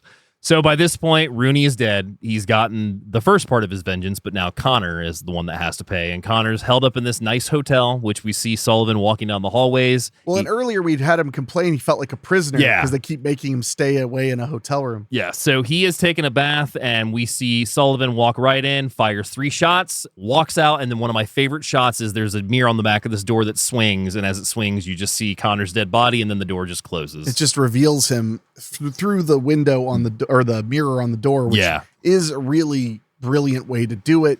Highly effective. And one of my favorite moments is right before he goes there, because he walks up to the elevator where there's a guy guarding. Yeah. The guy just lets him up. Lets him go. Because he's just like, I knew this was happening. well, and he's like, we already know that dude's dead and that you did it. So like, I guess they're like, well, is what it is. You did what you did. So that's when they get back on their road and they're driving out to Perdition. They get to the aunt's beach house, and once there, they're running on across the beach, and we see that Mike Jr. had said something along the lines of like that there was a dog there. That's like what his memory was, because he had said they take him there when they're like 4 or 5 years old. Yeah. And so he's running on the beach. He sees the dog. The dog comes running at him. Mike goes into the house to find Sarah, but Sarah's not there. But he goes into this kitchen. There's a giant window facing the beach, and he's just looking out at the sun. And then all of a sudden, 3 shots are fired into his back. Yeah, and they take their time setting this up. Yeah. Because for a moment, I wondered if this was going to be over. Yeah. If it was going to end with that moment. But yeah, he gets shot. We reveal that it's the McGuire, creepy assassin photographer. Yep. And as he's laying there, takes out his camera, he's getting that picture. He takes one shot, and then young Sullivan comes in. Yeah, we hear a click, and we turns around and sees that Junior has the gun on him, and he's like, picked up his gun. Yeah, he's like, you're not going to shoot me. You're not going to do this. And he's like, and they point the gun at him, and you think that he's going to do it, and then we hear a shot ring out, and it's revealed that Mike Sr. has shot McGuire in the back. And the whole time that this is going on, Sr. is telling him, don't do shoot it. him. Like he's shaking his head. Don't do it. Don't do it. And this is the part of the movie that does really make it great. Yeah. Is that moment where he's looking at his son. And he's like, I couldn't do it. And he's like, I know. And that is what made the movie work. And that's why I'll say, I don't think it's a plot hole that he wants vengeance, even though he so badly wants to protect his son. Yeah. It's a flaw within him. Yeah. And he's expressed clearly that he's afraid of the sins of him. It's the bleeding old biblical passage. Well, the sins of the father shall be visited upon the children. So that's what he's afraid of. So him not shooting him was really, really important. His father then dies in his arms. It's very, very sad. It really is. Then we see him standing on the beach, and he says he never held a gun again. And he even ends up driving back to the elderly couple's farm. In a voiceover, he is standing, and we see that he says, that this is where he decided to grow up. And he adds that he's not held a gun since his father's death. And people always ask him, who was Michael Sullivan? And he just tells them, was he a good man? Or was he a good man, or was there any good in him at all? And he simply answers, he was my father. Yeah. And that is 2002's Road to Perdition. And it's a pretty solid flick. Yeah. There's a lot going on. There's a lot to like. It made me honestly want to revisit American Beauty, which I haven't seen since it came out. Been a long time, probably since college, since I've seen that one. I mean, I saw it. That came out, 2099? Mm-hmm. Oh yeah. Then I watched it on tape at like 2000, 2001. Yeah. I did not understand a lot of it, but I knew everybody loved it. Last time I watched it, I really liked it, but that was also like a decade ago. So I would definitely be up to revisiting it. So would you like to know what the budget was on this film? Oh gosh, that the way you said that, I'm guessing it was quite a bit. Yeah. 90. Close, 80. Oh, okay. Yeah, that's pretty high budget. So $80 million budget. Opening weekend, which is July 14th of 2002, takes in $22 million. Okay, that's really good. Grosses worldwide $181 million. That's a hit. Yes. Especially in that era. Yeah, yes, it was. So it was shot in Grand Rapids, Zeeland, and West Olive, Michigan, along with Aurora, West Dundee, Chicago, and Geneva, Illinois. Okay. Max Allan Collins published Road to Perdition in 1999. His book agent immediately saw potential for a film adaptation and showed it to a film agent. The novel was sent to producer Dean Zanuck, who then sent it to Steven Spielberg, who shortly set the project up at DreamWorks, but did not seek to direct due to a full slate of projects. That makes sense. So instead, he tapped the guy who did American Beauty. Sam Mendes was sent the project after completing American Beauty. He was also exploring other prospects such as A Beautiful Mind, K-Pax, The Shipping News, and even The Lookout. I feel like those would have been a little too obvious. The Lookout is probably one of my favorites off that list with Joseph Gordon-Levitt and Jeff Daniels. Oh, it's good really film. Good I'm just saying, like a little bit too on the nose. Yeah. I could see why he wanted to do something different. The story is deeply informed by the Lone Wolf and Cub manga series. Collins acknowledged the influence in a BBC interview, declaring that Road to Perdition was an unabashed homage to Lone Wolf and Cub. So ripoff. A ripoff indeed. Well, I love Lone Wolf and Cub. The movie is loosely based on the actual events and real enforcer for mobster John Looney, who was betrayed by him. The film is set in 1931, and costume designer Albert Wolski had real trouble finding distinctive clothing from that period, as this was at the height of the Depression. Fashions lacked any flamboyance of the 1920s and the style of the later 30s, when gangsterism was fashionable. Failing to find any usable real clothes from 31, Wolski came across a weaver in upstate New York who was able to make all the required clothing using the same weight of fabrics that were used in that period. Once woven, the costumes then had to be aged and dyed. Also, that means they were 2 years away from the end of Prohibition. Yeah, so that makes sense then. So sneaking the booze was somewhat of a big deal. Paul Newman was unanimously the producer's first choice for the part of John Rooney. In order to court Newman to appear in the film, Sam Mendes paid the actor a visit at his apartment. The first thing Newman said to him when he opened the door to Mendes was, "Jesus, you're young." One day, when the cinematographer Conrad L. Hall was setting up a shot of Paul Newman, Hall looked through the viewfinder and began to cry. When asked what was wrong, he just said, "He was so beautiful. He was so beautiful." This is the final live-action feature film for both Hall and Newman before their respective deaths. They had worked together on several times before, most notably Cool Hand Luke in 1967. Wow. That is quite a journey. Yeah. Up until the killing in the warehouse, Michael Sullivan Jr. has little access to his father. Consequently, Sir Sam Mendes made sure that the father figure was always filmed from afar or through doorways in the mirrors to emphasize the distance. Once father and son find themselves on the run, this changes and close-ups are employed more and more frequently. Well, that's definitely accurate. I mean, Yeah. I noticed it a little bit. The scene in which Rooney demands his son Connor apologize for murdering Finn McGovern while continually saying, "Try again," and then striking the table in anger was Paul Newman's idea, which director Sam Mendes liked and decided to keep in the film. The nervousness seen in the surrounding actors in the room was genuine. Huh. Yeah. People were like, shit, Paul Newman's at it again. For the bank robbery sequence, Tyler Hoechlin had to learn to drive, something he was only too happy to do. Hoechlin mastered it easily, but just to be on the safe side, a stunt driver was sitting in the back with his own set of driving controls. I mean, it's not just any car either. It's like a friggin' Model T era friggin' thing. The piano piece that Paul Newman and Tom Hanks play at the opening funeral was performed by them. Sam Mendes confessed that Paul Newman walked on his hands between takes to amuse the crew on set. Paul Newman? Paul Newman. Yeah, that's a spry old man. No shit. Makeup artist Daniel C. Stripiga's first instruction of the cast was to stay out of the sun as much as possible, as the film was set in midwinter. Yeah, yet rain. To create a villain that could challenge the physically imposing Tom Hanks, director Sam Mendes wanted Jude Law to seem rodent-like. Imposing Tom Hanks. Okay. Jude Law worked with a magician to learn how to lace a coin through his fingertips, a trick he performs in the film. Yeah, and he's really good at it. Yeah, he is. I'd wondered if they'd cut to another person's hand, because he had the, I can't do that, and I tried for years. Yeah, I can't either. I could get the coin across my knuckles, but his grabbing with the thumb to bring it back around, I couldn't even try. I don't have that dexterity at all. McGuire's crime scene photography work is based on author Weegee Fallen, a famous crime scene photographer in the 1920s and 30s who bribed policemen to tip him off to crimes and road accidents so that he could arrive on the scene first and take the photos. His seemingly psychic ability to arrive there before the authorities did result in his nickname Weegee, which was corruption term Ouija. He sold his photos to tabloid newspapers. The photos in McGuire's apartment are real 1930s crime scene photos, some of which were taken by Weegee. Huh. Ew. Yeah, that's dark. Dark, yeah. Due to stereotyping issues, Stanley Tucci generally avoided roles in gangster movies. However, the prospect of working with Sam Mendes was enough for him to reconsider his stance. Well, he also got to work with Newman. Yeah. I mean, that's a pretty good reason. Tom Hanks' son, Chet Hanks, has said this is his favorite performance and film of his dad. In every one of my dad's films, I can see him because he's always being himself, but that role is the farthest from his normal self out of any of the movies he's done now, he says. I mean, I feel like, he was very different in The Terminal, but that's just... I love that movie. That's fine. You don't like The Terminal? It's fine. It's okay.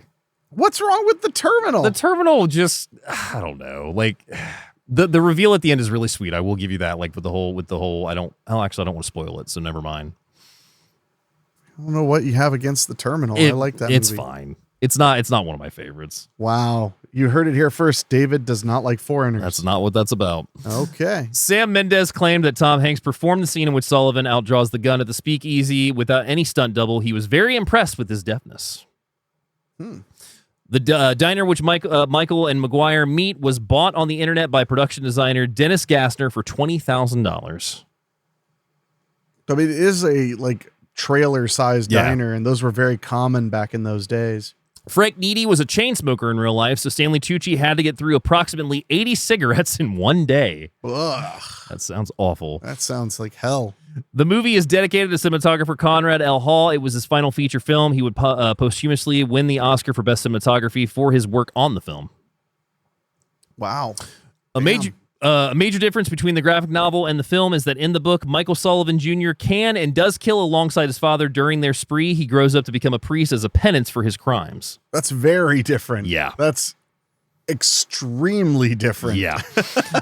Rain served as a motif in the film. It was developed after research for the wake scene at the beginning of the film informed the director that corpses were kept on ice in the 1930s to keep bodies from decomposing. The notion was interwoven into the film, which linked the presence of rain with death. Mendes reflected on the theme, linking the rain with death, speaks to the multiplicity of rain, and links to the uncontrollability of fate. These are things that humans can't control. Okay. No, that's a good point. Yeah. And while nominated for Academy Awards for Best Supporting with Paul Newman, Best Art Direction, Best Original Score, Best Sound Editing, and Best Sound, the only award the film took home was Best Cinematography for Conrad L. Hall. Oh, I mean, it does look great, Yeah. and I'm sure that they were influenced by it being his last film of a very storied career. They wanted to give him a win, even if he couldn't be there to enjoy it. So what are your final thoughts on 2002's Road to Perdition? It's a pretty solid film. I liked it. The performances are they're very good. The dynamic of a father and son where the father is irredeemable. Yeah. I do appreciate. I like the idea that he basically learns what it is to actually be a father by the end of it. That clicked with me very much. And as Yeah. we talked about it, it kind of dawned on me more. It's a pretty solid film. I think that, I mean, I'm shocked I never got around to seeing it, but it did come out during like an odd time for me. Like I was just about 18 when it would have hit home video and stuff like that. Yeah. Yeah, it's a classic. I would definitely say it's a rent it. It wasn't quite like a seminal classic to me, but it could be. I get that. Future rewatches and whatnot. Yeah. No, it's a rented for me as well. I think the cinematography is absolutely gorgeous in it. You can tell that Conrad had really studied some of these 1930s paintings that they talked about in the trivia as well. It's got a great performance by everybody, but the performance in Hanks in this movie just stands out to me so much. It's not something I'm used to seeing him do. I know I've said that before, but it's just like I was really excited to see him step into this role. I honestly, for me, Newman was the standout. Newman's great. I felt like every shot of him after Sullivan's family is dead. Yeah. He just has so much pain and turmoil on his face. He knows what's coming for him. And he just knows that it's his fault. Yeah. All of it Yeah. is his fault. And that really resonated with me very much. Well, and I love the fact that, like you mentioned earlier, the violence is absolutely is in the film, but it's not in your typical gangster style of just like blast them, shoot them up. It's all done in an artistic style, and it's all done to play into the next scene as well. It's thoughtfully done. Yeah. Because it's not about witnessing the violence. It's about what the violence does and what it is. Yeah. But yeah, it's absolutely a rent-it for me. So that is one that I cannot recommend enough. We always like to end the show with a couple recommendations. I have two this week, starting with 1990s Miller's Crossing from the Coen brothers, currently rentable on Prime and Fandango. It says Tom Reagan, an advisor to a Prohibition-era crime boss, tries to keep the peace between warring mobs but gets caught in divided loyalties. One of Gabrielle Byrne's finest performances. You also have Albert Finney in it. It is a really, really solid gangster movie, so if you're into that, that's one. And then tying into the family gangster element, I'm going to go with 2005's A History of Violence, currently also available on Prime and Fandango. Mild-mannered man becomes a local hero through an act of violence, which sets off repercussions that will shake his family to its very core. I actually got to show you this a couple years ago for your first time. Which was that? I'm sorry. A History of Violence with Viggo Mortensen. Yeah. I like that movie. I actually thought it was going to be a lot more shocking. Yeah. But it's still It's got shocking violence, It's an interesting movie. Makes for a sure. great pairing with No Country for Old Men. Yeah, I could see that. Yeah. So I picked a recommendation that I actually only saw maybe a month or so ago. And it's from 2021. Okay. It's No Sudden Move. Yes. By Steven Soderbergh. That was almost one of my recommendations, no joke. And it's on Max right now, and that's where I caught it. I kind of ended up on a Soderbergh tear. Yeah. I forget what. Oh, it started when we saw Presence. I just started putting on Soderbergh movies. Yeah. And the concept, according to IMDb, a group of criminals are brought together under mysterious circumstances and have to work together to uncover what's really going on when their simple job goes completely sideways. It's got Don Cheadle and Benicio del Toro, as well as David Harbour and Brendan Fraser. Fraser's in it. It's great performances. It's a great slow burn crime drama. Like I was hooked to that movie when I put it on. So yeah, No Sudden Move is fantastic recommendation. Yeah, it had that similar vibe where I could where it had that chill 30s 40s era vibe. Yeah, it's the best way I could put it. Well, I think one, it was actually 50s. Another one I'll recommend just because I love the movie and I wanted to get a little bit more notice is The Cotton Club. Francis Ford Coppola's The Cotton Club, which recently got re-released about 5 or 6 years ago in an edition called Encore, which is like a newer version that he put out that has more musical numbers. It's got Nicolas Cage, Richard Gere, James Remar, Fred Gwynne, Bob Hoskins. I mean, it's a great little gangster movie that I cannot recommend enough. Yeah, I've not heard of that one. Oh, dude, I'll bring over The Cotton Club. It's great. You would love it. Okay. So we'll definitely check that out. Well, we'll have to see. Do we have any emails this week on the show? Perhaps. Well, then let's get into them. I believe we actually got one like about an hour before you and I met up. Awesome. So this one, the subject line, and by the way, I want to mention you could send us an email at doyouevenmoviepod@gmail.com, doyouevenmoviepod@gmail.com. The subject line, it's my birthday. Hi, my name is Alex. I've been a longtime listener for all the weekly spooky stuff and Do You Even Movie. My birthday is April 28th, and I was hoping you guys could do an episode for me. One of my all-time favorite Halloween movies has to be Hocus Pocus, haha. A bit corny, but it's a classic. Dave is wearing a Hocus Pocus shirt right underneath his other shirt. Yes, I am. Under my Halloween shirt. Under your Halloween shirt. If not that one, I was actually in a movie called Crooked Arrows. It's like the Mighty Ducks, but with lacrosse.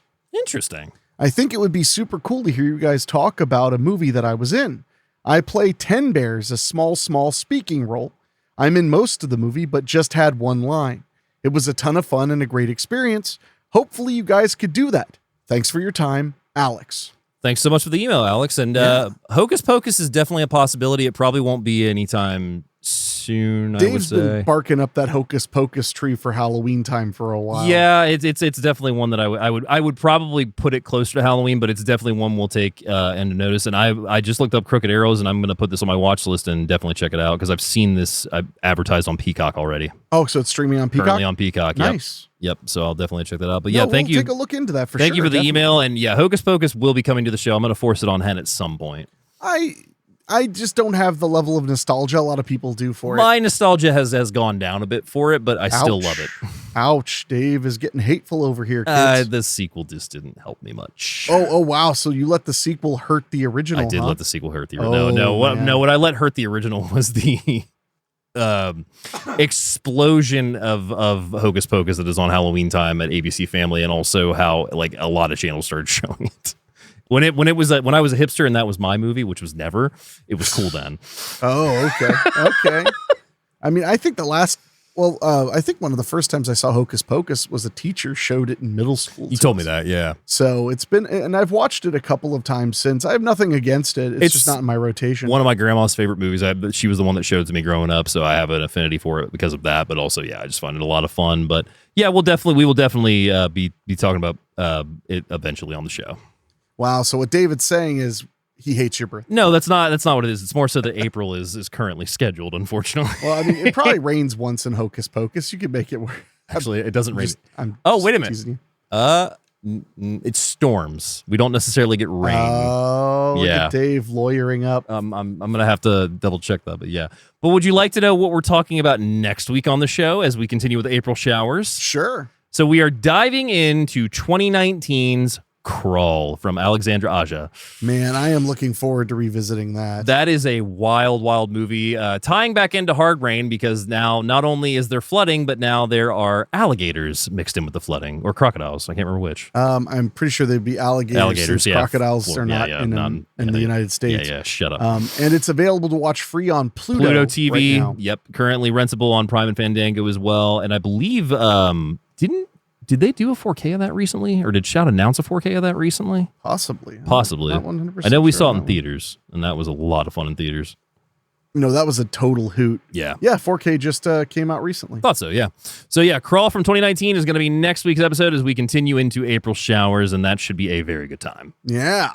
So we want to remind you guys, if you like what you heard tonight, why not leave us a comment on YouTube if you're watching. If you're listening on a podcast, leave us a review on the podcasting app of your choice, especially Spotify and Apple Podcasts. We really do appreciate it, and it helps get other movie lovers to join in on the conversation. Yes. If you comment on an episode on Spotify, I will read it and reply to you. I'm always happy to. Spotify's really trying to get social. Yeah. So if you get a chance, hit us up. And for all the information you could ever want to know, you can go to doyouevenmovie.com. Yes, you can. And like I said, we are going to be wrapping up April showers with 2 more episodes and then moving into May. And I still don't know what we're going to be talking about yet. So I got to talk to you about that. I would assume movies. I hope so. Maybe we go to books, or even we talk about, Ovaltine. Ovaltine. That was the first It's a thing. crummy commercial. Son of a bitch. That's my favorite line in that movie. Oh, yeah? Yeah. I don't believe you. Yeah, I bet you don't. It's because there are a lot of great lines in the Christmas story. That's probably one of my favorites, though. It's just the way I don't doubt he that. says, son of a bitch. No, I mean, that movie's just, one of the most quotable movies of all time. It is. I love that Absolutely, movie yes. with all my heart. But that is going to do it for us tonight. So I guess we're going to get out of here, but I want to thank you guys again for joining us for another episode of Do You Even Movie? Again, send us an email at doyouevenmoviepod@gmail.com with suggestions, comments, gripes, whatever it is, or to bully David. More therapy. Because, maybe next time. We'll see. We'll see. I'm still waiting to hear if your insurance is going to cover me or not. So until next time, my friends, don't forget to bring an umbrella and... you just might not have a father. I mean, there's that, yeah, I guess. So we'll see you next Road to Perdition. Barely.